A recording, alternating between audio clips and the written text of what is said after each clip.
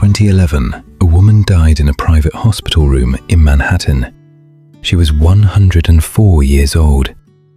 She had been living in that room, voluntarily, for 20 years. She did not have a terminal diagnosis when she checked in. She was not in a coma.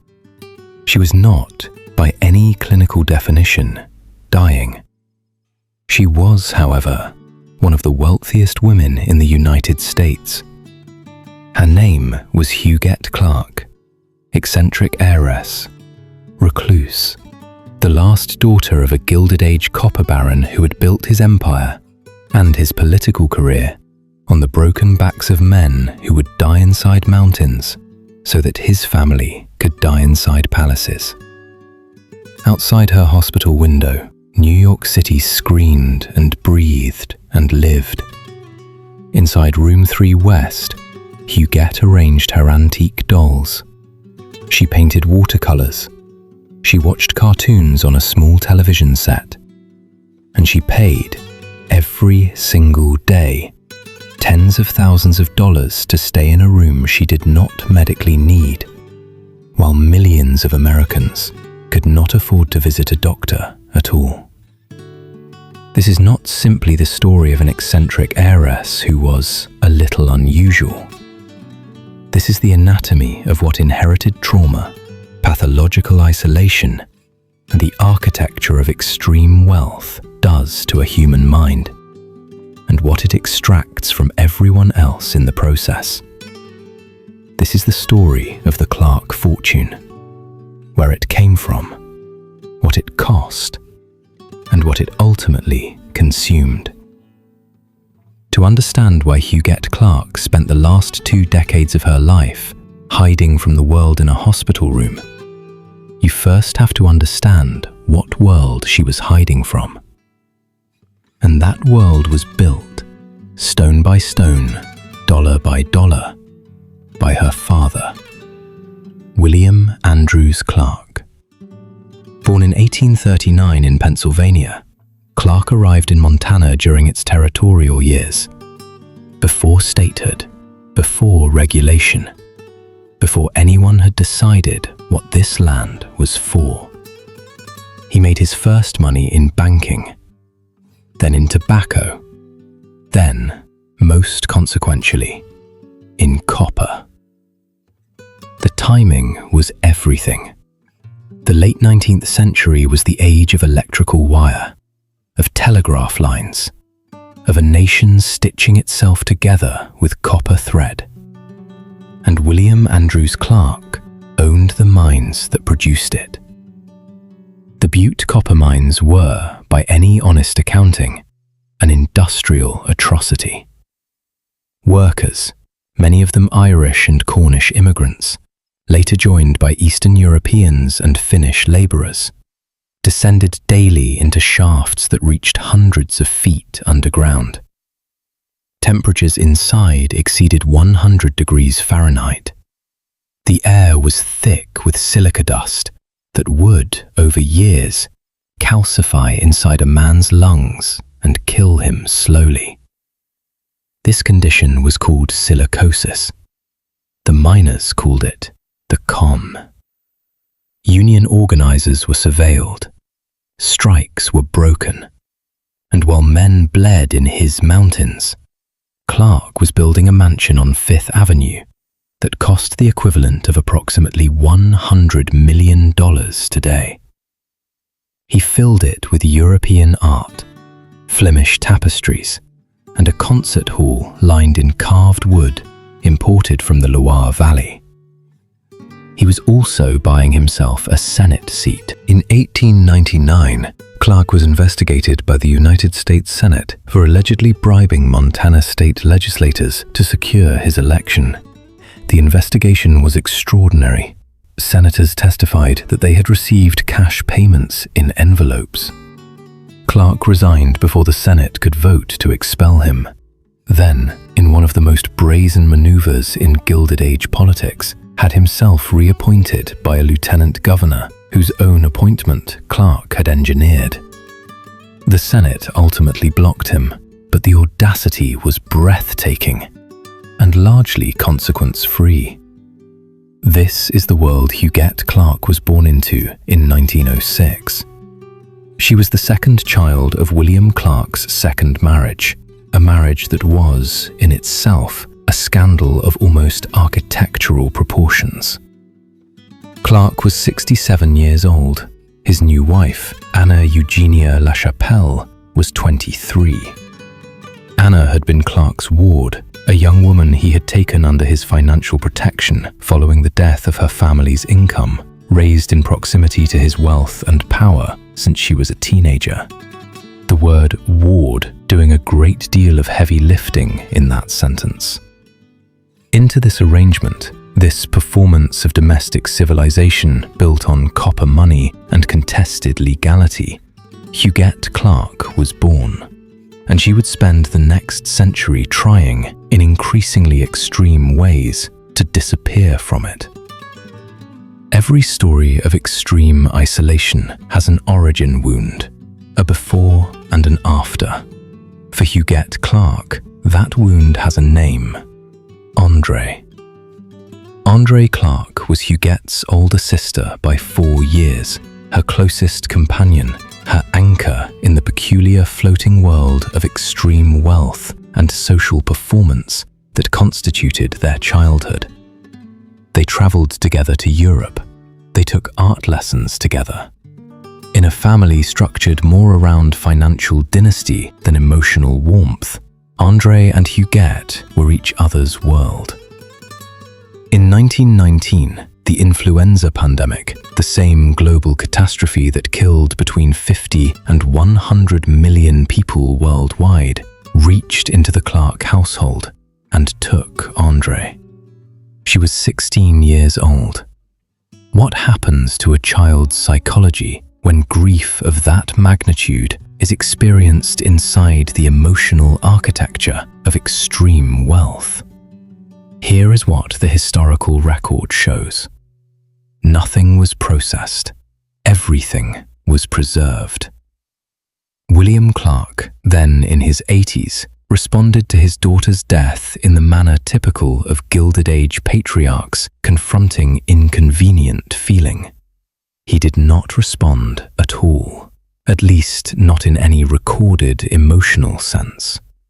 He died himself just 2 years later, in 1925, leaving behind an estate worth approximately $250 million, roughly $4 billion in today's money, distributed across a Byzantine network of children from 2 marriages, many of whom had no meaningful relationship with each other. Huguette inherited an extraordinary share: the Fifth Avenue apartment, the Santa Barbara estate, Bellosguardo, the Connecticut estate, tens of millions in cash and art. She was 19 years old. She had just lost her father. She had already lost her sister, and now she was, in every practical sense, finished. Finished being educated, finished being supervised, finished being guided by any institutional structure. She was simply rich, indefinitely and completely. In 1928, Huguette married. His name was William Gower, a man by most accounts pleasant, respectable, and almost entirely unsuited to the particular psychological universe that Huguette now occupied. They divorced in 1930. 2 years, no children, almost no public record of what exactly went wrong. What the record does show is that after the divorce, Huguette Clark, in possession of enormous wealth, multiple estates, and the raw artistic talent she had developed under serious tutelage, began, systematically and deliberately, to reduce her world. The Bellosguardo estate in Santa Barbara, 23 acres of oceanfront property, stunning gardens, a gracious house with spectacular views, was kept fully staffed and perfectly maintained. Gardeners manicured the hedges. Housekeepers dusted the rooms. A skeleton crew of caretakers maintained the property in a state of permanent readiness. Huguette Clark had not visited in decades. She maintained 3 apartments simultaneously on Fifth Avenue. At one point, all 3 sat empty. Staff paid, utilities running, flowers were placed weekly in rooms that received no visitors, while she lived, by choice, somewhere else. She was, by the 1980s, corresponding primarily by telephone. Her closest relationships maintained across phone lines, not in person. She commissioned paintings and antique French dolls. She had an extraordinary collection of them, reportedly worth millions. And she received them, apparently, as other people receive human companionship. And then, in 1991, Huguette Clark checked into Beth Israel Medical Center in Manhattan. She had skin cancer, a real diagnosis, surgically addressed, treatable and treated. She did not leave. Not in 1993, not in 1999, not in 2005. For the last 20 years of her life, Huguette Clark, worth an estimated $300 to $400 million, lived in a private hospital room, by choice, with her dolls and her watercolors and a small television. The hospital staff, by multiple accounts, adored her. She was described as gentle, courteous, and genuinely kind to the nurses who became, over time, her primary human community. She sent gifts. She attended to birthdays. She was, in the language of those who knew her, present for the people immediately around her in a way that suggested the capacity for deep warmth. A warmth that had, somewhere along the way, been forced into an extraordinarily narrow channel. She was not, by clinical assessment, psychotic. She was not delusional. She knew what year it was. She was legally competent.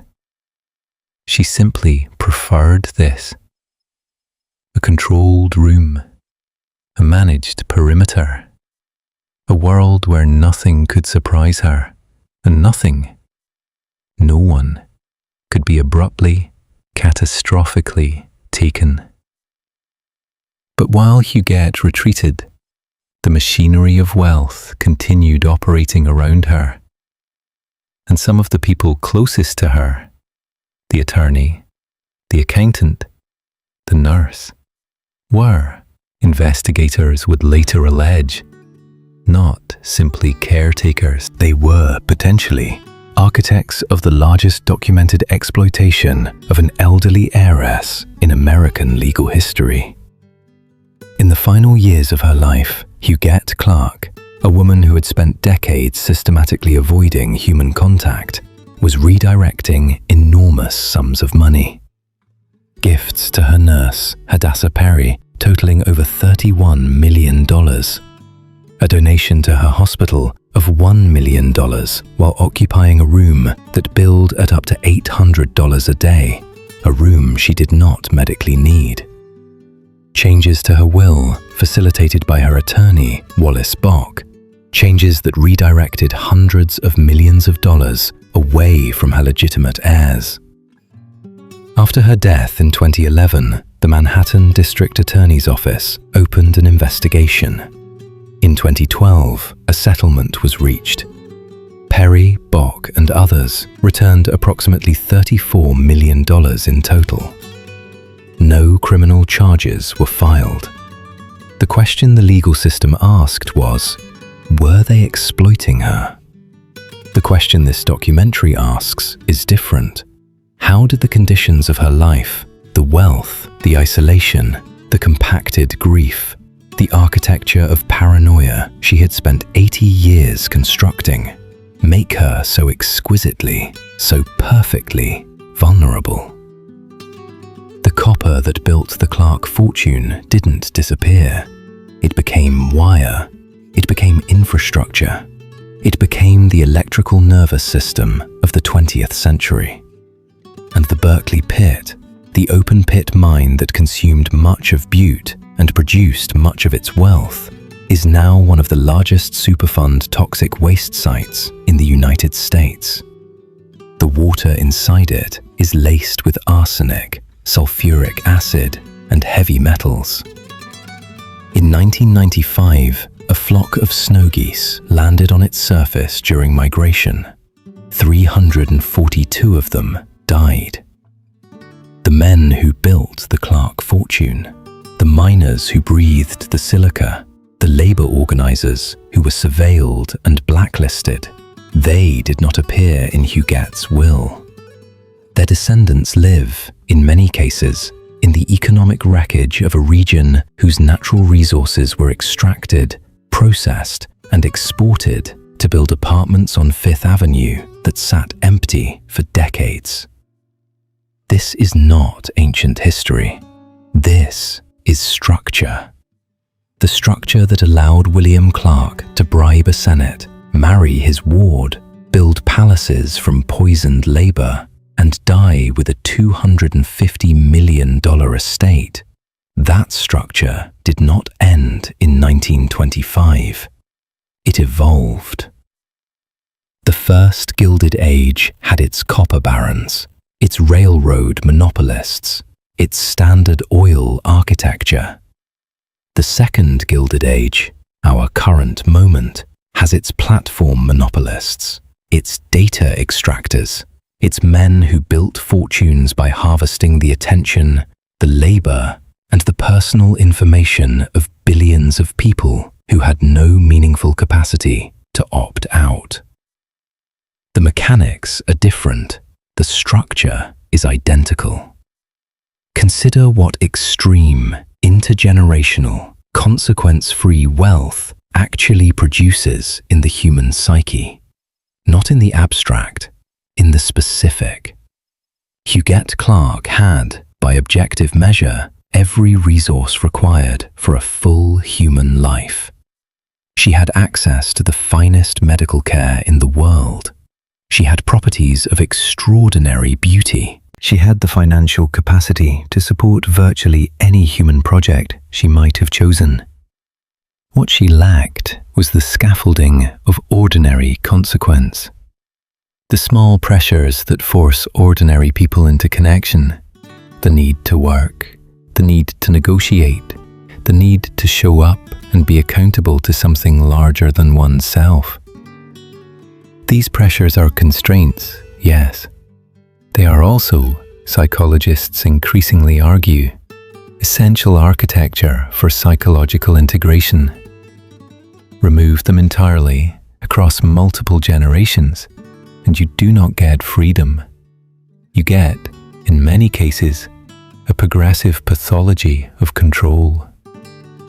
A person who can only be safe if the world is made very, very small.